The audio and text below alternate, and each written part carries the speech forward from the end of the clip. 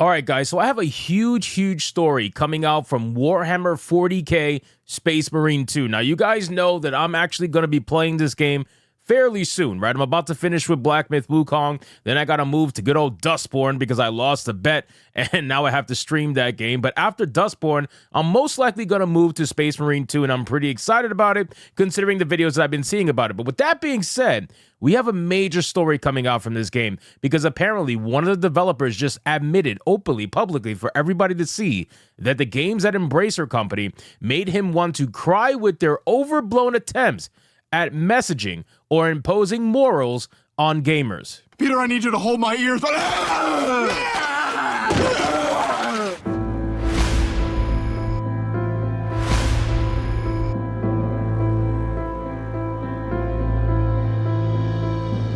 Now, again, ladies and gentlemen, stories like this are really huge because anytime you have somebody in the mainstream openly speaking out against what we know is all happening, it is a huge thing because this actually takes some guts, right? When they talk about stunning and brave, this is what stunning and brave actually looks like because he must know that everybody else, a vast majority of people in the mainstream gaming industry are all hive mind locusts, right? They're all going to be thinking the same exact way, and it's not like how he thinks. He very clearly wants to go back to a time where video games were about entertaining people, were about immersing people in the world of which they're building, not about trying to push your identity politics into people's minds and trying to gaslight them as if it's not happening. So let's get into this article, guys, from That Park Place. But of course, before we do, if you are new here, just consider hitting that subscribe button. I would greatly appreciate it and like the video to push us out into that YouTube algorithm.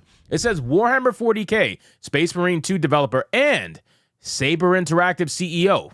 This is not a small person. Matthew Kark recently revealed that he is not a fan of developers creating games that have overblown attempts at messaging or imposing morals. In a comment on the video with the Asmongold TV YouTube channel, where Asmongold reacts to legendary drop Space Marine 2 as a reminder of what we lost, Kark made his opinion very clear. Now, here we go.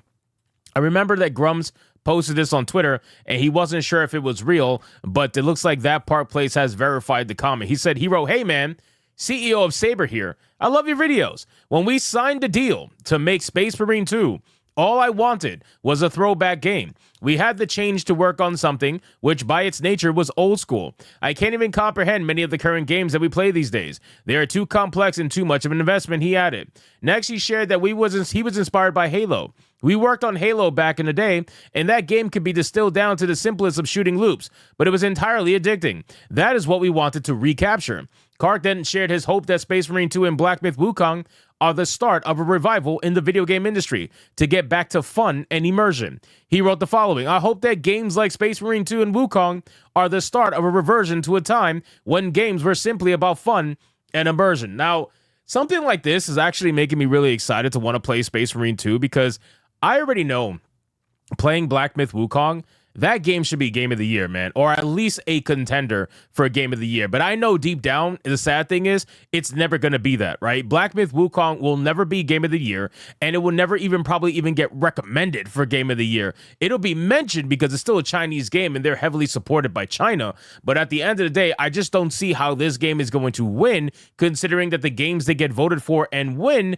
are usually politically driven games, right? They're not going to do it. It's whatever game is the wokies, top tier game at the time. I would bet you money that Dustborn gets more recommendations than Black Myth Wukong, as sad as that is. But Black Myth Wukong is a fantastic game. I'm on chapter 6 right now. I'm about to finish the game very soon. It is one of the best games that I have played in a while, and it's a simple-minded game, right? It's just telling you an amazing story from Chinese mythology, but the way that they tell it to you, the way that they present it, the in-between chapter anime cinematics, I mean, it is all fucking incredible. It really is. And for the one simple price, with no DLCs, no fucking, predatory monetization, nothing, it is fantastic. And this is what we need to get back to. We need to get back to good products that are giving you right out the gate a complete experience that people are going to enjoy and want to talk about for years to come. And people are going to reference that game when they talk about future games. That's just how it should be. Space Marine 2 looks like it's trying to be that exact thing. Now, I played Space Marine 1. Thoroughly enjoyed it. One of the best games that I played at the time. And it was also very simplistic, super linear, mind you, right? Not very like open world or anything. Very linear, but still, it was an awesome game. And it gave you an experience that really, truly felt like a Warhammer 40K experience, which is what we should get when we play a 40K game. Not some modernity jaw female that's trying to push how trans women can be women onto you. You know what I mean? Finally, he lamented the state of the industry during his brief time as CEO at Embracer Group. I spent some time as CEO at Embracer, and I saw games that made me want to cry with their overblown attempts at messaging or imposing morals on gamers. We just want to do some glory kills and get the heart rate up a little bit. For me, that is what games should be about, he concluded. Man, this is just spot on. I mean, how much more spot on could you possibly get than this? I mean, this is just flat out what it should be. Gaming should be about the fun of it. It should be about the experience. It should be about, especially if it's a multiplayer game, it should be about you playing with your friends, talking shit. You know what I mean? Like just having a good time, not, oh, gee, this game wants me to know that trans people matter. Like, what the fuck? I don't care about that. It appears he has accomplished with that with Warhammer 40K Space Marine 2, despite Warhammer's parent company, Games Workshop, pushing overblown messaging and attempting to impose morals on gamers. The game has a user score of 80 on Metacritic from 440 reviews. It has 341 positive reviews across PC, PS5, and Xbox, 48 mixed reviews, and 51 negative reviews. Again, ladies and gentlemen, Space Marine 2 is what people want, right? What actual, real gamers want. Not what the modern audience wants, because the modern audience doesn't actually want anything. All they want is the perception of them getting their way. That's it. They just want to go on Twitter and talk about how stunning and brave a game is, but they're never going to buy it. They want to talk about how important this game is to exist, but they're never going to play it, right? This is the modern audience. And then real gamers who are looking for video games made for them have to then deal with that shit and look around and say, why is everybody so fucking crazy? It doesn't make any sense. But this is the problem. And this is why gaming is heading in the direction that it is. But games like Space Marine 2 and Black Myth Wukong are the diamonds in the rough, right? They're the needle in the haystacks. They're the ones that you need to actively support and use them as a message to the industry. Stop your bullshit. We don't care about your identity politics. We don't even care if a game is made by an ideological psychopath. Just control your politics and keep it out the game. There's no fucking reason for you to put it in everything that you do. We understand that it's your entire identity, but don't pass it off onto the video game, because then just be ready to lose money at that point. You know, like don't get mad at us. That's the ironic thing. This is the thing that annoys me the most, is that the modern audience, right? They want to tell you that their politics are the most important. They want to tell you their politics is their identity. Their sexuality is their identity, right? They want to tell you all this stuff, and they want you to bend the knee to them. And then when you don't, they get mad at you when their stuff fails. Why would you get mad at us that your stuff failed?